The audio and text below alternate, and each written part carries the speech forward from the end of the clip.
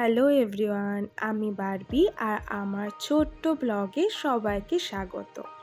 তো আজকের সকালটা না ভীষণভাবে বোরিং ছিল। মানে ডাক্তারখানায় গেছিলাম আমি, রশনি আর মা। তবে ডাক্তারখানায় গিয়ে না এই বসে থাকাটা আমার যেন মনে হয় সবথেকে বোরিং একটা লাইফ, তাই মনে হয়। তবে হ্যাঁ, বিকালবেলাটা খুব এনজয় করেছি। এই যে রাইডে চেপেছিলাম টোড়াতে, তবে মাথাটাই ঘুরে গেছিলো আমাদের। আমরা চেপে গেছি। আমরা অনেক বুকে ভ্লগ নিতে পারি, আমরা চাপি, এটা কোনো ব্যাপার না।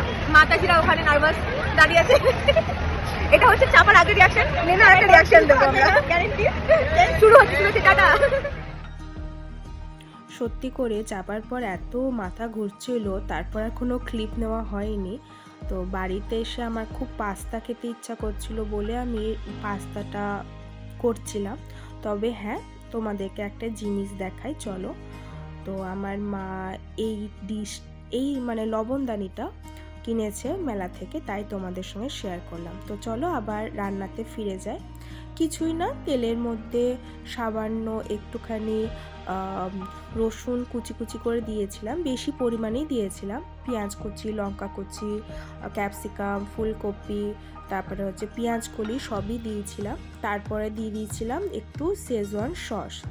তো সসটা দেওয়ার পর আরেকটু ভালো মতো নাড়িয়ে নিয়েছিলাম, যাতে জিনিসটা না ঠিক মানে কষে যায়, যেমন করে আমরা মশলা কষাই সেরকমভাবে যাতে কষে যায়।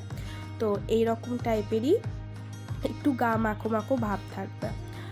তারপর দিয়ে দিয়েছিলাম এখানে 2টো ডিম ফাটিয়ে। তো দেখো ডিমটা এমনভাবে আছে যেন মনে হচ্ছে আমার দিকে তাকিয়ে বলছে, এই তুই আমাকে কখন খাবি। এমনভাবে আমি ডিম দুটোকে ফাটিয়েছিলাম। তো যাই হোক, তারপর এই ডিমটাকে ঝুড়ির মতো একদম ভেজে নিয়েছিলাম। আর হ্যাঁ, মাঝখানে না আমি একটুখানি গোলমরিচের গুঁড়োও দিয়েছিলাম, দিয়ে পাস্তাটা দিয়ে দিলাম। আর রেডি হয়ে গেছে আমার পাস্তা। সত্যি কথা বলতে খুবই টেস্টি হয়েছিল খেতে।